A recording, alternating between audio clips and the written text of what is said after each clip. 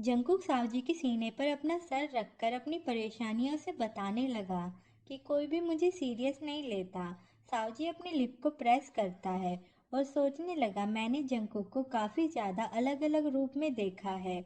उसने जंकुक को बहुत ज्यादा खुश देखा है, कॉन्फिडेंस देखा है और सावजी को उसके हर एक रूप से प्यार है और वो उसे एडमायर भी करता है। दुनिया में काफी सारे लोग हैं जो जंकुक के चार्मिंग से अट्रैक्ट होते हैं, लेकिन जंकुक का ऐसा वेनरेबल रूप जिसमें वो बहुत ज्यादा हारा हुआ फील करता है, वैसा रूप सिर्फ सावजी ने ही देखा है।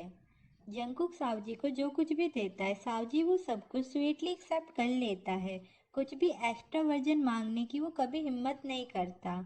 जैसे कि अभी जंकुक ने उसे गले लगाया हुआ है, तो सावजी को ऐसा फील हो रहा है कि उसके पास सब कुछ है। ये सब कुछ सोचते हुए सावजी भी रोने लगा। और इन सब का मतलब तो यही है कि सावजी भी जंकुक से प्यार करता है, लेकिन वो जंकुक से प्यार की उम्मीद नहीं कर रहा है। मतलब कि वो प्यार की मांग नहीं कर रहा है। जंकुक जो उसे देता है वो उसमें ही खुश रहना चाहता है। फिर अगले सीन में जॉन जंकुक ने जो कुछ भी इमेजिन किया था उससे भी बहुत ज्यादा बुरा हुआ। सारे शेयर होल्डर को और पूरी कंपनी को ये पता चल गया है कि जमीन को सील कर दिया गया है। अभी लोग बहुत ज्यादा पैनिक हो गए थे। जंकुक अपनी ऑफिस में था, तभी उसे किम का मैसेज आया, जिससे जंकुक को समझ में आ गया था कि किम उसके घर पर ही आया हुआ है।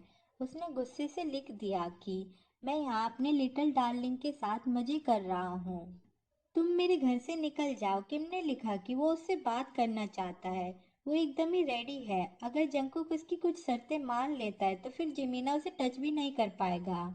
लेकिन जंकुक को उसकी बात पर बिल्कुल भी यकीन नहीं हो रहा था और वो यकीन भी नहीं करना चाहता था। फिर अगले सीन में जिमीना ने काफी सारे डॉक्यूमेंट उसे फैक्स कर दिए थे। वो सारे डॉक्यूमेंट उस जमीन पर जो कर्जा है उससे रिलेटेड थे। वो सारे डॉक्यूमेंट देखकर जंकुक सोचता है कि अब वो मुझ पर प्रेशर दे रहा है।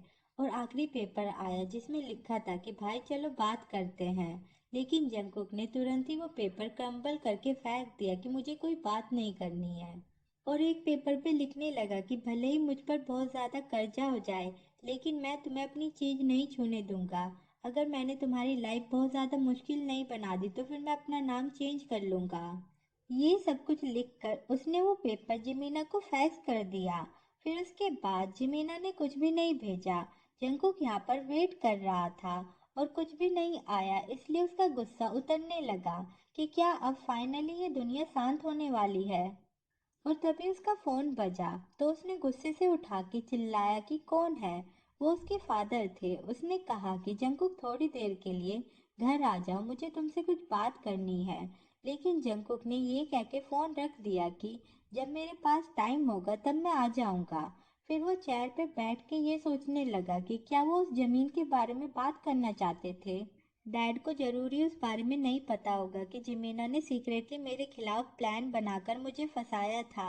आफ्टर ऑल जिमीना भी इतना बेवकूफ नहीं है जो अपने बारे में सबको बताता फिरे कि मैंने कौन कौन से कांड किए हैं।